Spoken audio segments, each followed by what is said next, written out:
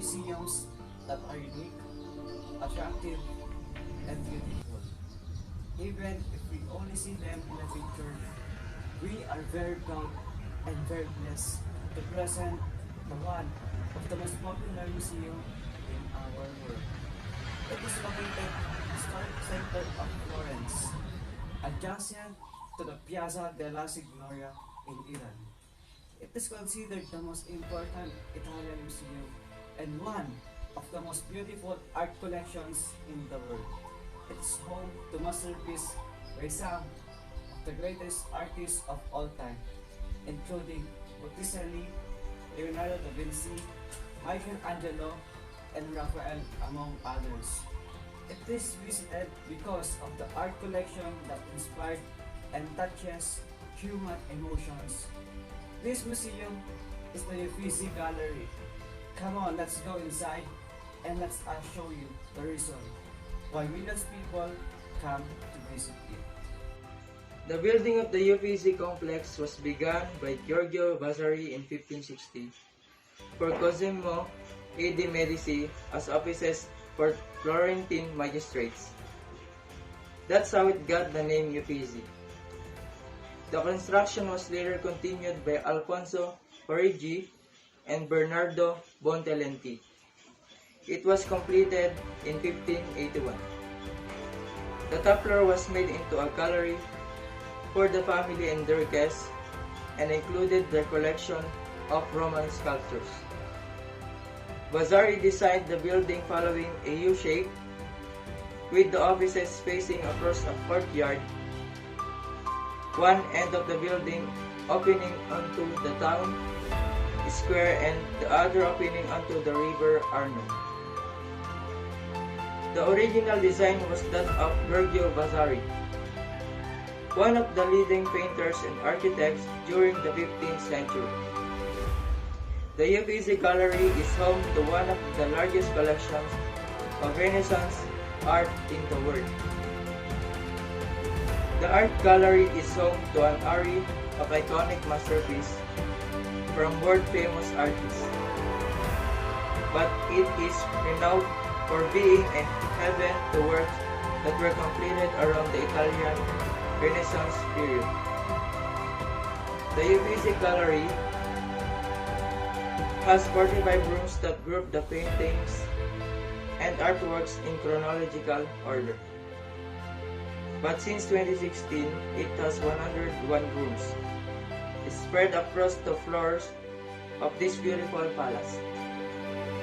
The gallery itself is huge, and it would take some time for you to peruse each and every pieces of work in each of the 45 halls.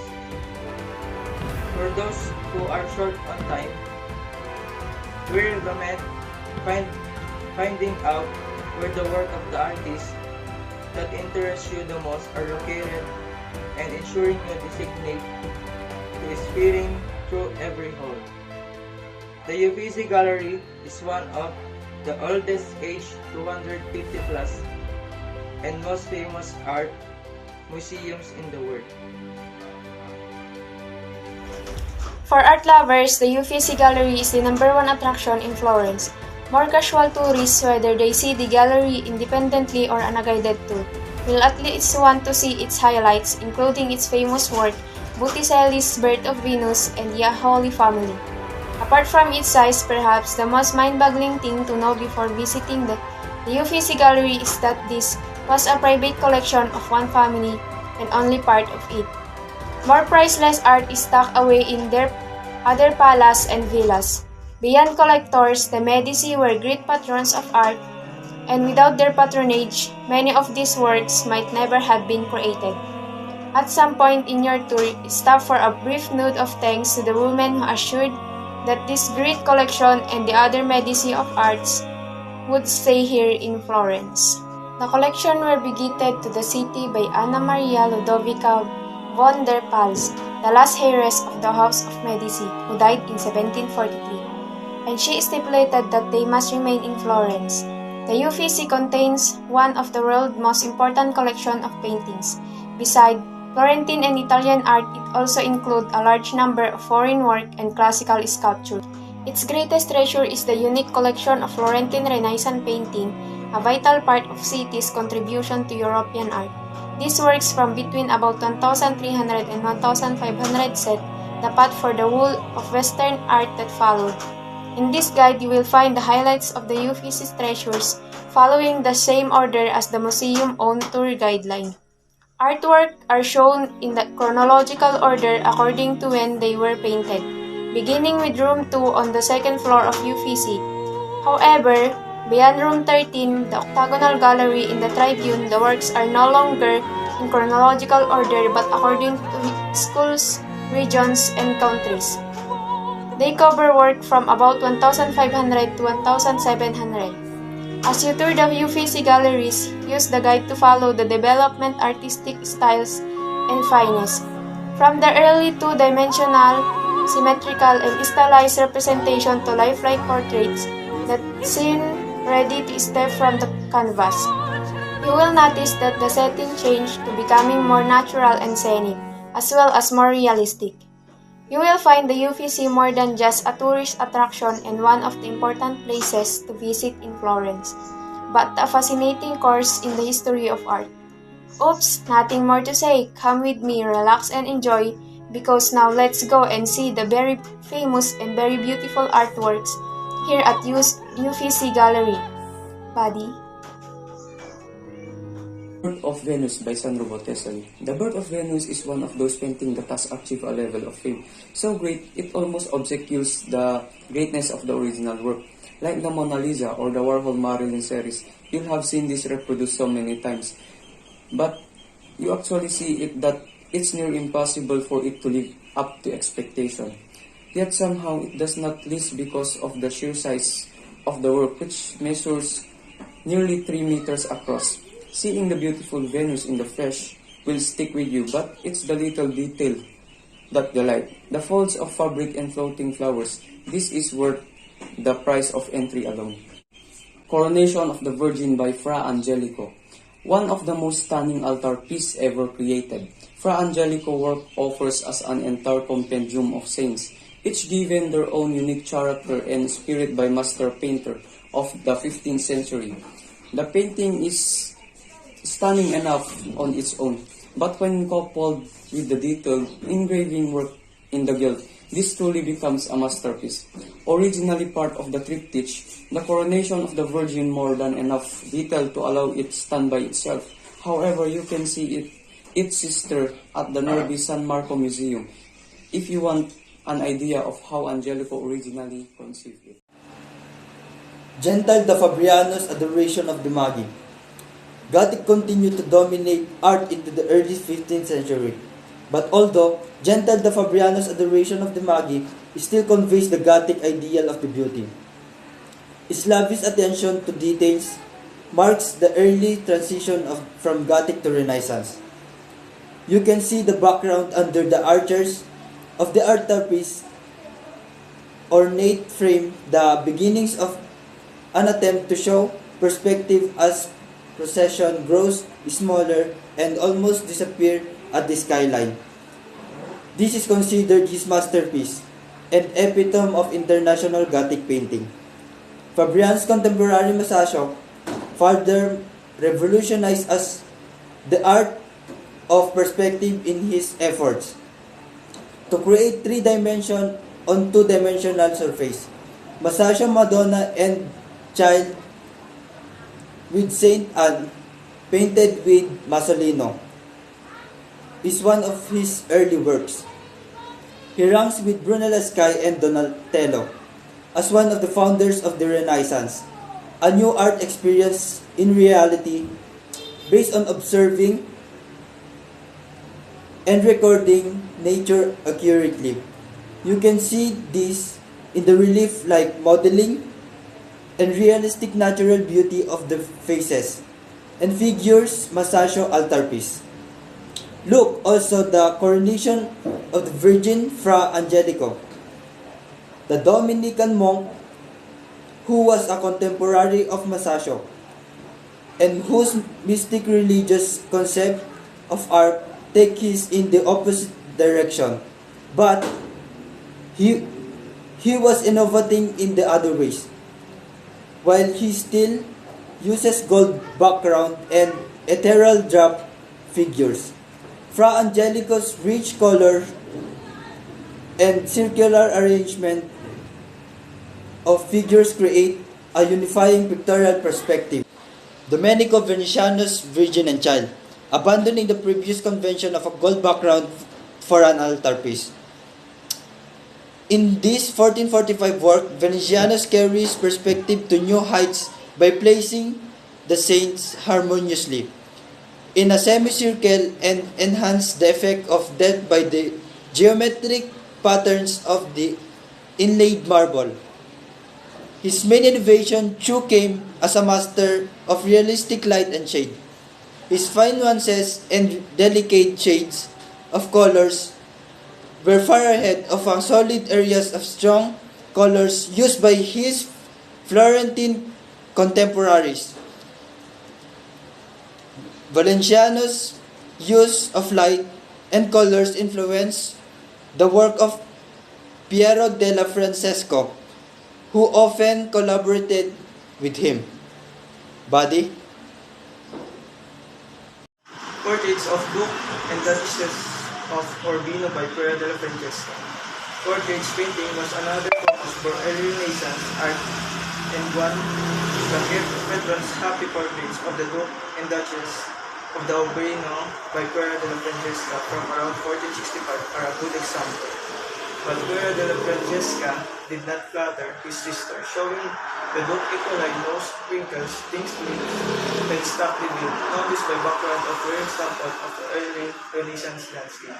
More like the portraits than religious art Filipino Lipis, Virgin and Child, ca. 1460, an elegantly dressed young, married with two singing angels, a scene of showing affection and eye contact between mother and child that reflects increasing equalized interpretation of religious texts. Room 9 featured panels of the Seven Virtues by Guerra del Olaido. Actually, Guerra painted on the 6th to 7 is one of the early works of Botticelli, Botticelli Birth of Venus, which brings view of Florence Golden Age into one of its brightest styles of Botticelli alone with their own organization. Patrician Florentine were deeply interested of classical literature and philosophy, and Botticelli's most famous work, Birth of Venus, and primary both commissioned by Medicine reflect this.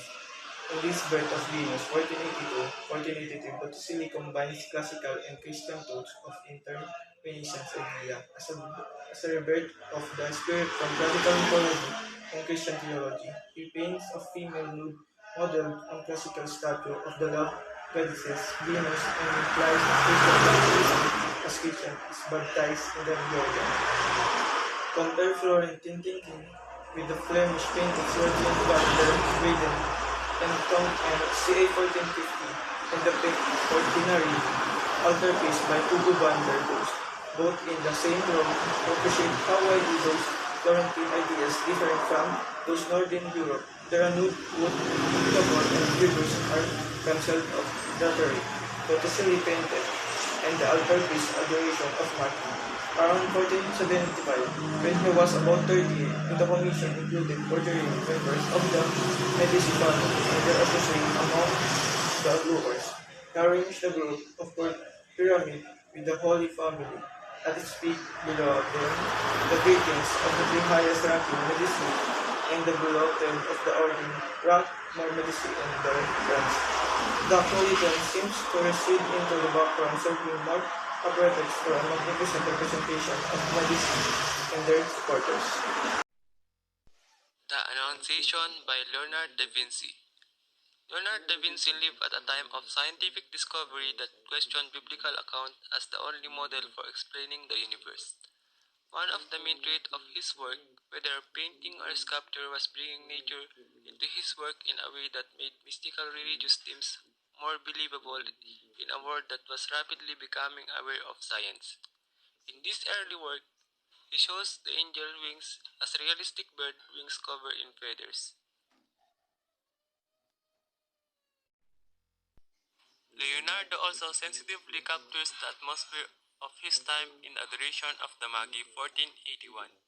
In the center of unfinished picture, the Madonna and Child appear as a establishing influence, encircled by a heaving mass of a people who greet the birth with wonder and amaze or with doubt and fear.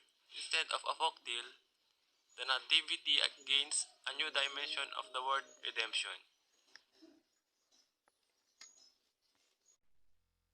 Room 16 is the last in the first part of the tour of the Uffizi, which is devoted to Florentine and Tuscan art from 1300 to 1500, mostly in the chronological order.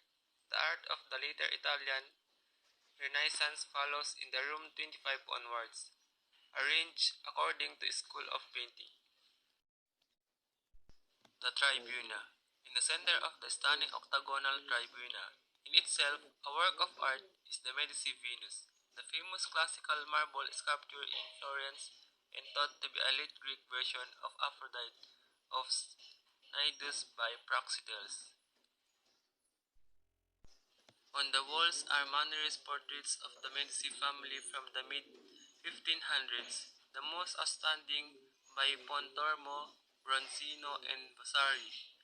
Pietro Perugino, a student of Verrocchio and teacher of Raphael, is represented by Madonna with saints and various portraits that shows his three-dimensional realism and subdued color that paved the way for the classical art of the High Renaissance. Likewise, the turbulence and color of Luca's Signorelli's style, as you'll see, His Holy Family, 1495, Madonna and Child, on the other hand, show much more turbulence and movement, an influence on the young Michael. Thank you so much, buddies, for touring our visitors and audience here at the Uffizi Gallery.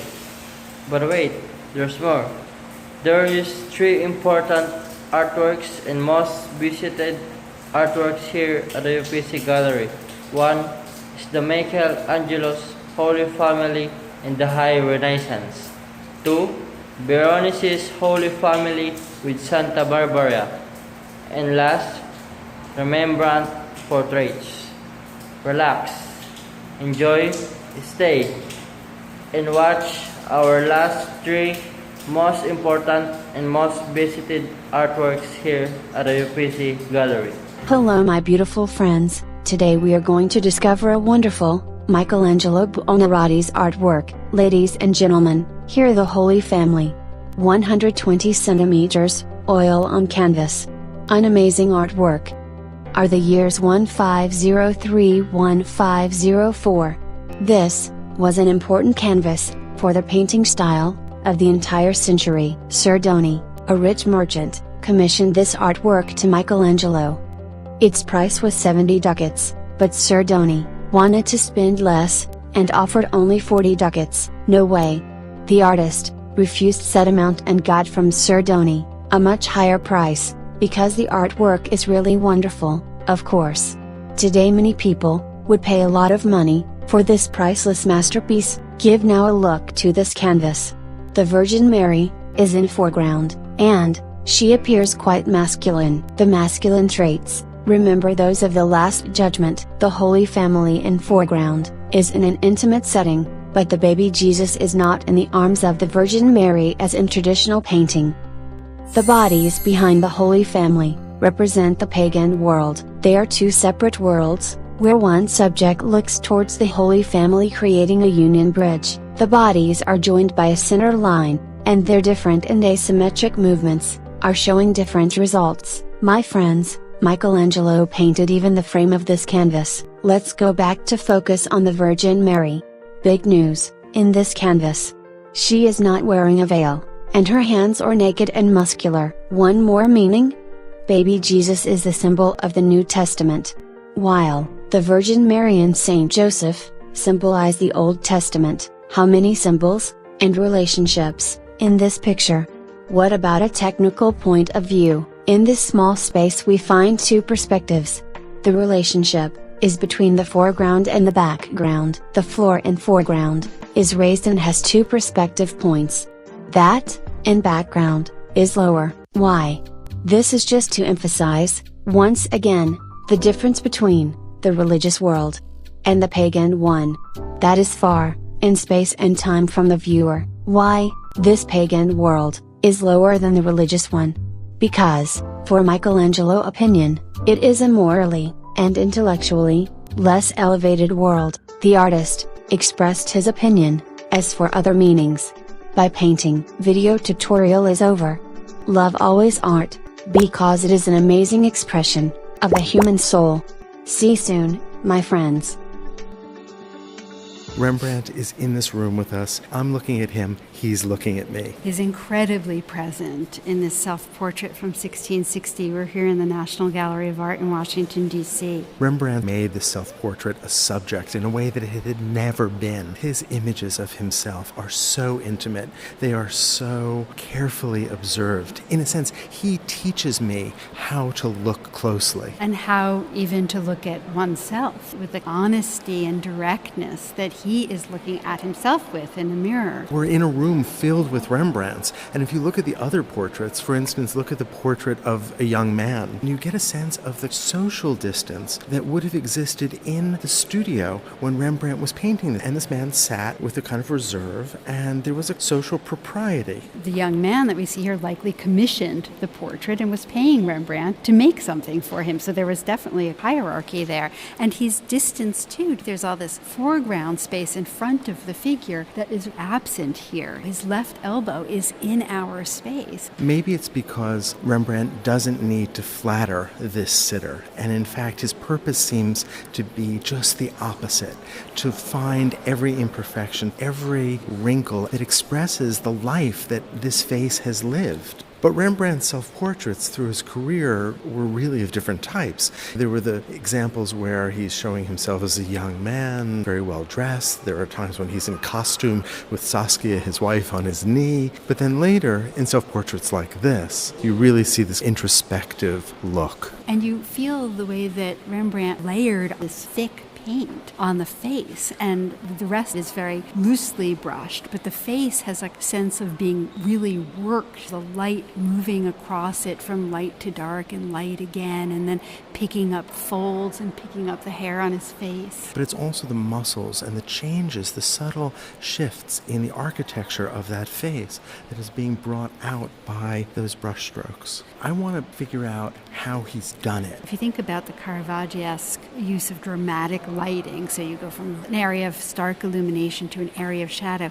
usually that area is demarcated in a very clear way. Here in Rembrandt, there's a movement in and out of light that I think adds to that emotion. And look at the coloration as well. I'm seeing greens and yellows and blues and reds and browns. And grays. So the intimacy is two parts. It's because of Rembrandt's own careful observation about what he's seeing, but it's also about the fact that we can feel his hand moving the brush across this surface. And so there's a kind of double intimacy. Well, we do know that this was especially a vulnerable moment in Rembrandt's career. He had been a very famous, sought-after portrait painter in Amsterdam, but had reached too far financially. He had gone into debt, and just a year or two before this painting, he had declared bankruptcy and had to sell his assets to pay his creditors. His wife, that he loved very much, Saskia, had died. But I think that you can step into the biographical a little too much and read this painting through the pain of those experiences. Clearly, this is a man who has lived a very complex and rich life. As people do by the time they reach the age that Rembrandt has. So we don't really need to read the biography to know that by the time you reach 53, that one is wiser, one has experienced, one has lived through the death of loved ones. That's what life is. And that's what Rembrandt has taken as his subject here.